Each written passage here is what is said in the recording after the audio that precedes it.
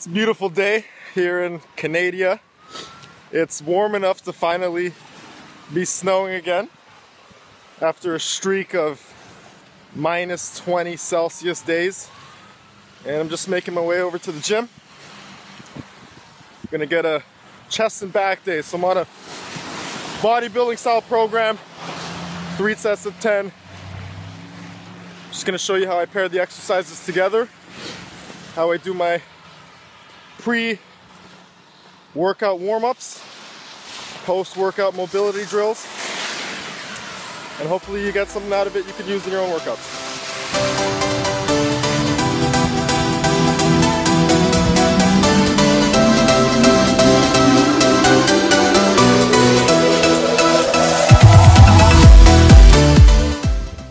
So the first step always is get in the zone. Get in the zone.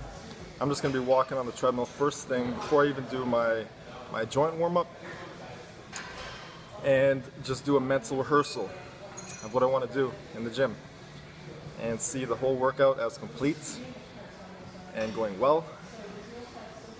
And that way I prep my mind to get into what I want my body to perform after.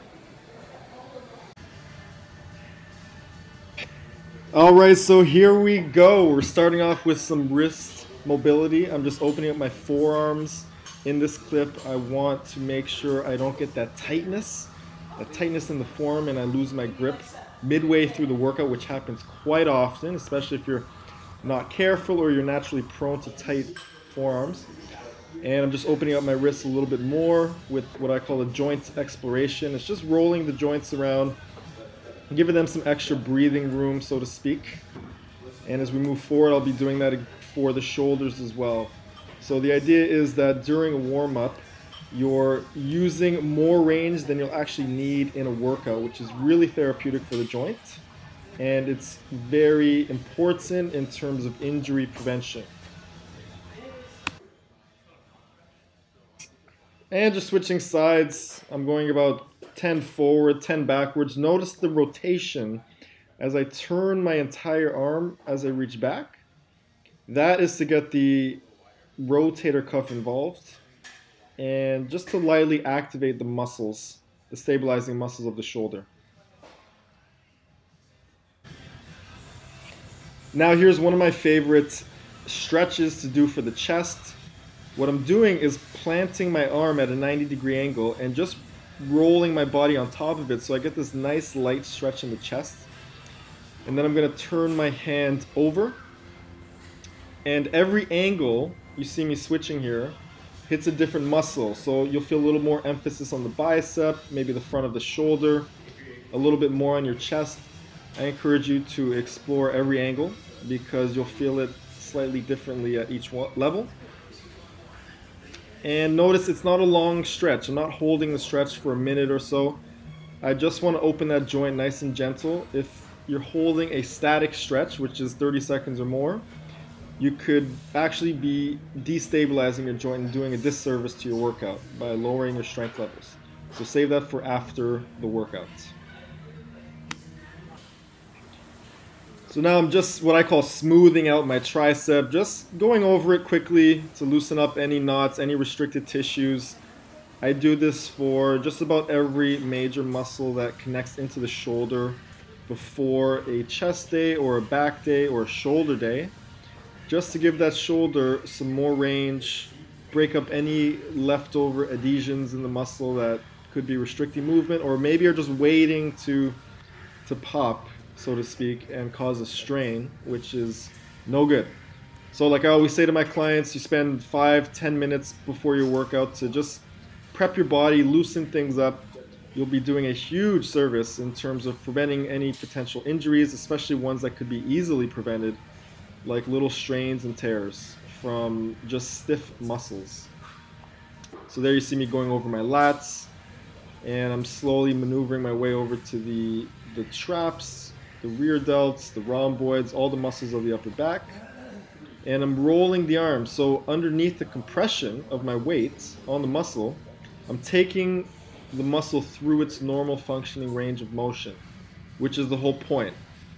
Just foam rolling is not going to do enough for the muscle. moving it around while it's underneath some pressure is much more beneficial and a lot quicker results from that. So now we have the up and the down dog, which is actually a shoulder activator. So notice the different angles the shoulder and the wrist are getting put in. Really good. Notice the overhead position. Really good for the joint in terms of preparing it for the workload it's going to go through. And same thing here, I'm just getting my scapulars moving. That's my shoulder blades, and activating all the muscles around it. We normally stay in a really stiff position all day, so doing this before a workout can go a long way in terms of helping you in your workout and preventing any kind of injuries. And now we're going to our shoulder and elbow warm-up. So this is more for the rotator cuff. Okay, so the rotator cuff is a group of muscles that love to get buggered when people are just lifting heavy weights for the superficial muscles development, but not focusing on the smaller stabilizing muscles that surround the joint itself. So on top of doing that twist, as I flip over into a press, I'm doing an upright row and a shoulder press. So we're getting the delts, we're getting the triceps, we're getting the rotator cuff all warmed up just in this one move. And then I switch over into some front flies, some lateral flies, and I'll be moving back into some presses. And again, this is all in the name of just preparing the joints and the muscles to prevent injuries and to get the most out of your workouts. So here I'm just doing some narrow presses and making sure my elbows are nice and juicy before I get started. Okay, so here we go. We're starting off with the warm-up for the dumbbell incline press. This is going to be my first chest exercise today. I like to focus on the incline first so that we can get that upper pec emphasis. And I make a point to focus on the upper pec development because the bench press, the flat chest press, that really enhances the lower pec. So for guys that do a lot of bench pressing, a lot of flat chest pressing, decline pressing, they'll get these really pronounced lower pecs and not a lot of upper pecs. So the pecs look a little bit flat at the top and then really built up at the bottom. Switching over to the pull down, just getting the lats, the biceps, the forearms warmed up, ready for the heavier set to come later. This is just a warm up, and I'm going to be going back and forth, supersetting the incline press and the pull downs. Right as we get into our first working set, I'm going to save the footage from the other sets because I think you get the point just from the first one. So I'm going for 10 reps, minimal break, if any, between the pull down and the chest press, because I want to keep those muscles full of blood and working the whole workout. Right over to the first working set of the pull down. Just notice the squeeze of the lats. I see a lot of the time people pulling the bar way too far down and it twists their shoulder, taking the exercise away from the lats. So just keep that in mind next time you're on the lat pull down. It shouldn't be going down as far as possible. And the first set for the bench press. One of my faves, one of my all-time faves for overall strength, upper body development. Notice the pinning of the shoulders to the bench. No movement in the shoulders coming off the bench. Make sure the pec gets all the work. And the next back exercise on the menu is the chest supported row. So this allows me to really focus on squeezing the rhomboids, squeezing the upper traps. I can feel my rear delts on fire on this one. And benefit, it really helps to save the lower back from any undue stress. Working set number 2 for the bench press. Notice I went up just a little bit on the weight. I am not focused on putting as much weight as I can on the bar. I'm much more focused on the amount of work that my pecs have to go through and the squeeze of the pecs. You may even notice that this isn't the first chest exercise of the day. This is the second, so you can see the priority is mostly on the aesthetic of the muscle, not the overall strength. So I'll finish up my 3 sets of 10 for the bench press and the chest supported row.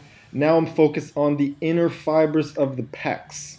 by doing the cable chest flies, which I love because they keep a constant tension on the muscle, making sure I'm pulling with the pecs, not with my shoulders. And I do that by keeping the shoulders really pulled back and the chest really pushed forward.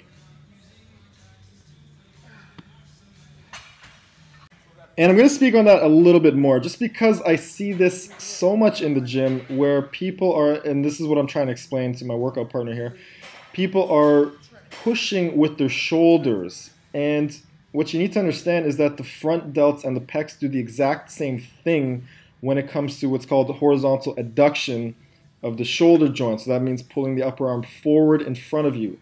So if you're not careful, you can have the front delts do all the work and the pecs not really getting much action. So just be mindful of that in your next workout. So I'm going to skip some of the other exercises. I think I'll save that for another video. But what I wanted to talk about is just the post-workout mobility. So what I'm doing here is mostly focusing on opening up all the tissues that were working and that would be restricted and stiff from the workout. So you can see I'm just hitting the shoulder from different angles. I'm doing some internal and external rotation at the shoulder while the band is gently pulling me back and giving me a nice stretch. So I just want to speed this along. This is double time from the way I actually did it in the workout. So I'm squeezing my lats, contract, relax, pulling them open, getting a huge stretch through the serratus, through the lats, a little bit of the obliques, and then switching that right back over to the tricep. So this is still lat and tricep. The whole point is just to get the shoulder to get back to where it's supposed to be, into a nice healthy position at the joint, which is very important for the overall shoulder health, especially if you already deal with rounded shoulders because you sit at a desk a lot maybe, or you have a history of bad posture. So you should be doing this if that's your issue, in between workouts, before a workout, after a workout, all of the above, just to start making some strides towards getting your shoulder into a healthy position where it's sitting back in the joint, not in front of it. And that's our video for today. If you liked the video, please like the video. And if you learned something, let me know in the comments. If you'd like to hear more of something that I did, or maybe a further explanation, a further deep dive into any of the exercises, the techniques, let me know in the comments section. I will get back to you, and hope you have an awesome day. I will see you in the next video.